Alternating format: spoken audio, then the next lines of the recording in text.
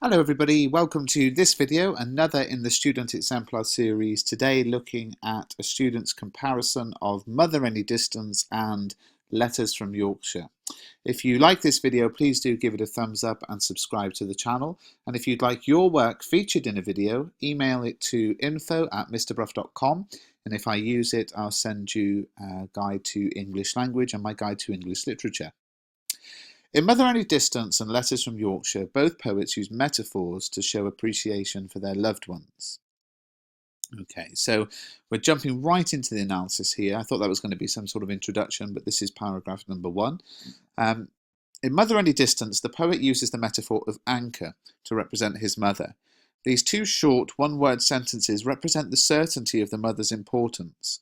An anchor is used to steady a ship onto a dock, which represents the mother who keeps her son safe and secure, and this reflects how, throughout the speaker's life, his mother has helped and supported him. The mother offers her son a great deal of protection. However, an anchor is also used to stop a ship from leaving the port, which implies that she isn't prepared to let her son go out and be independent. To a certain extent, she is holding him back from other opportunities, and therefore the metaphor of the anchor is very ambiguous, as are the mother's intentions. So what I like about this paragraph is a fairly simple paragraph, isn't it? I think we probably all have the metaphor of anchor annotated in our anthologies, but it's a nice example of exploring a quotation, looking at the sentence structure in that quotation, looking at one way of interpreting it and another way of interpreting it. And I think with literature, we have to be careful that we don't say this means this means this. And what I like here is the student has explored different ways you could look at this imagery. Similarly, so there's the comparative connective, in Letters from Yorkshire, the metaphor of pouring air and light into an envelope is used. Air and light is vital for growth and repair, and father is sending nourishing letters to his daughter like he would nourish a plant. Plants require lots of time and effort, which the father is investing in his daughter. This signifies his love and care. Pouring is the verb associated with watering plants, and combined with the words air and light, highlight how the poet is using nature to present the writing of letters as a normal and natural process, which he likes to put a great deal of care into. In Mother Any Distance and Letters from Yorkshire, both use metaphors to show affection from their loved ones and present them as supportive. So that's interesting because Letters from Yorkshire, it's ambiguous what it's about. We don't know if it's a parent-child relationship. Or so maybe a past romance. I actually was in contact with the poet, if you look at my analysis of Letters from Yorkshire, and she said about wanting to keep it deliberately vague. So again, the mistake that wasn't made in the first paragraph is actually starting to be made here. We cannot say this is what it's about. I actually think as well, this idea of the natural imagery, I would say it doesn't just show how writing of letters is natural, but how the relationship is a natural and organic relationship, and the love or the affection between the two is that way. Moreover, both poems also have a significant ending to present a specific message about their loved ones. In Mother Any Distance, the last two lines are towards a hatch that opens on an endless sky to fly or fall, which suggests that the speaker feels liberated from his mother. The word endless is used as a metaphor to imply that the speaker feels no limits to the opportunities open to him, and this suggests he's excited and is looking forward to his newfound independence. The speaker's tone seems optimistic in contrast to the final line, when he becomes a little anxious, saying to fall or fly. This shows how the speaker is breaking free of his mother's protection.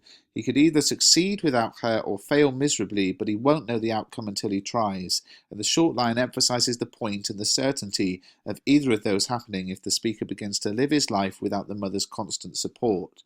Yeah, I mean, I might have added there that it's the imagery of nature, the bird leaving the nest, and that explored why it's important to use natural imagery to show that perhaps it's the natural thing, the right thing to do. Similarly, in Letters from Yorkshire, the poem also has a significant ending with the line, "Our souls tap out messages across the icy miles."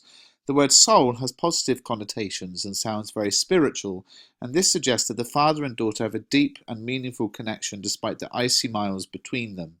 The adjective icy suggests that the speaker dislikes being away from her father and presents the distance between them as rather terrible. However, the speaker's tone is appreciative that they can overcome this and still maintain a strong bond and relationship.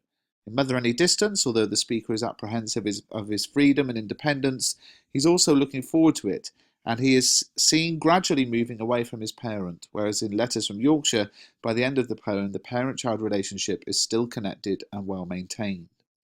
So this is an interesting analysis, quite a brief analysis, but I think it's got some really good points to it. I like the way that there are alternative interpretations, a very focused analysis of language.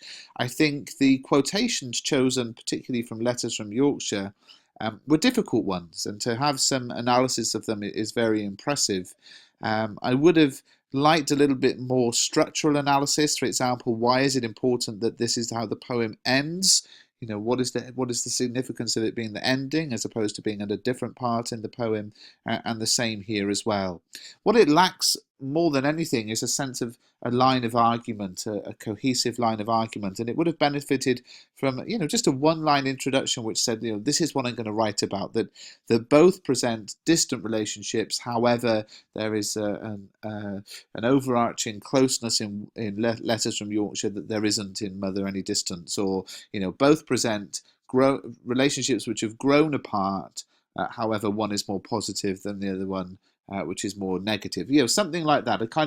A sort of thesis which holds everything together is what we need at this level to get the highest marks. But I think it's a good example of nicely comparing the language and some very difficult images in two poems.